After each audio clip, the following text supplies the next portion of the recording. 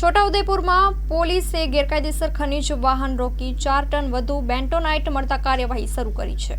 છોટાઉદેપુરના લખપત તાલુકામાં પોલીસે ગેરકાયદેસર ખનીજ સ્પોર્ટેશન રોકી જ્યાં એક બેન્ટોનાઇટ ભરેલું ડમ્પર ટ્રક અટકાવવામાં આવ્યો। લોકલ ક્રાઇમ બ્રાન્ચ અને પોલીસ સ્ટાફે બાતમી પર કામ કરી જ્યારે તે ટ્રકમાં ચકાસણી દરમિયાન 4 ટન વધુ બેન્ટોનાઇટ ખનીજ મળી આવ્યું હતું। ટ્રકનું પોસિસ્ટમ પણ ખોટું હતું। આરોપી ટ્રક ડ્રાઈવર થાવર કમાભાઈ રબારીને અવજારો સામે આરક્ષણમાં લીધું હતું અને ખાણ ખનીજ ધારા 34 હેઠળ આગળની કાર્યવાહી શરૂ કરી હતી। આ કાર્યવાહી સૂચિત કરતી છે કે ખાણોની દુરુપયોગ સામે સ્થાનિક પોલીસ સક્રિય છે। સ્ટોરી રિપોર્ટ બાય કિરણ ગોરી, ભુજ।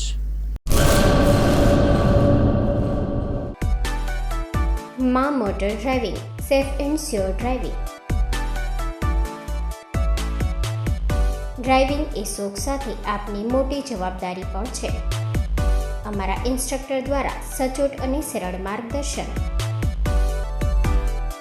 આપની રોજની તાલીમની માહિતી મેળવીને શું અધુરાશ છે એના ઉપર પૂરું ફોકસ કરાય છે।